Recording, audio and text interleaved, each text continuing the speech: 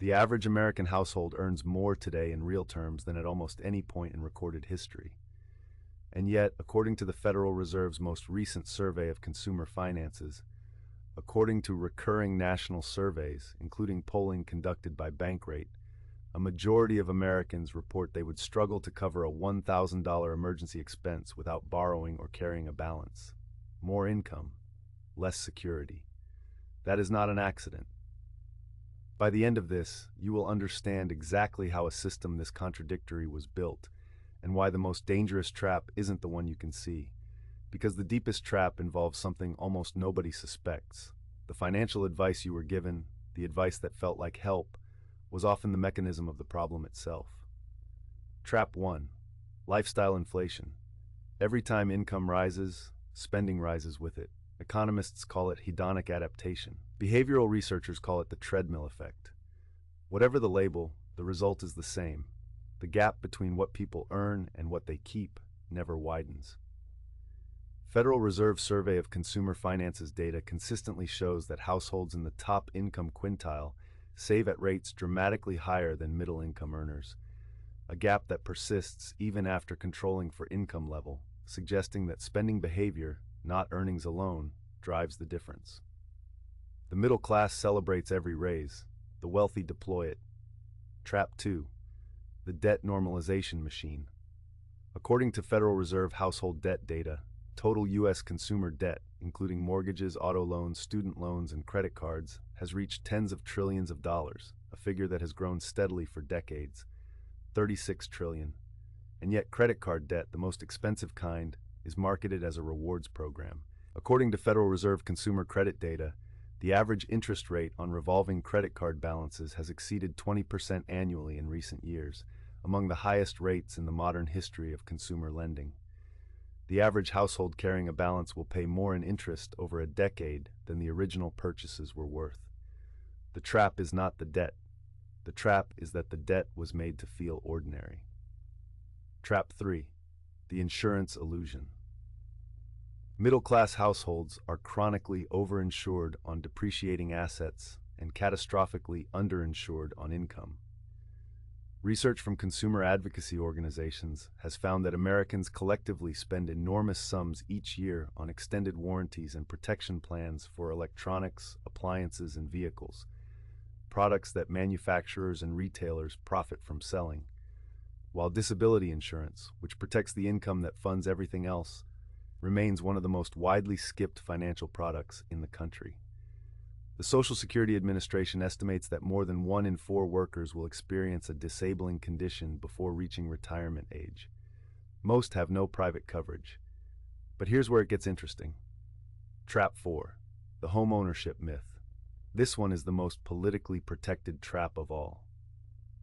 The idea that a primary residence is an investment was aggressively marketed in the post-war economic expansion and never seriously questioned.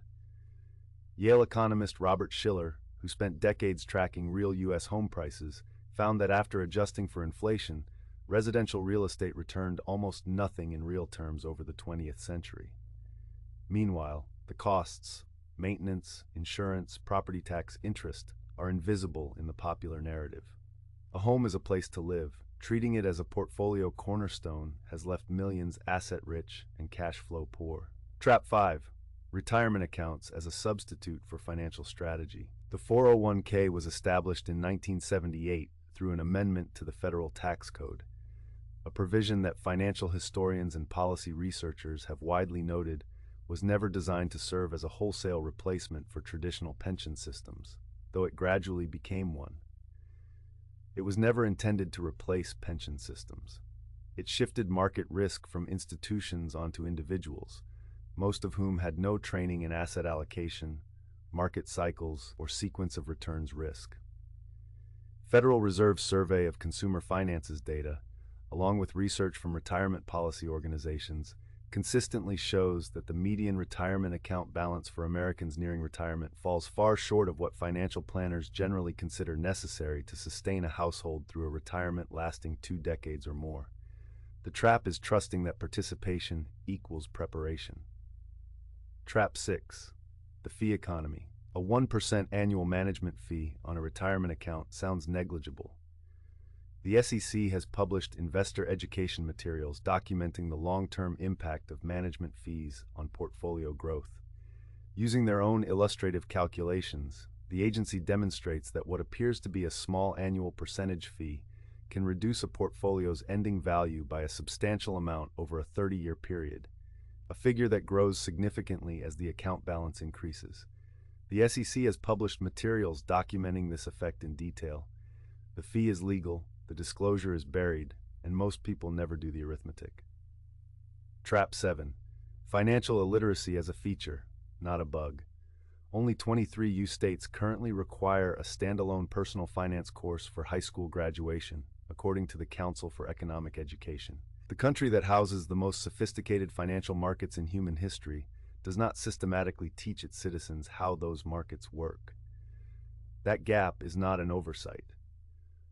Public records show that various financial industry groups have at times lobbied against mandatory personal finance education requirements in schools, a pattern that consumer advocates and academic researchers have noted and documented, even as the industry's motivations remain a matter of ongoing debate. Remember what surfaced at the very beginning: more income, less security. That contradiction now has a shape. The traps are not random misfortune, they are a coherent architecture.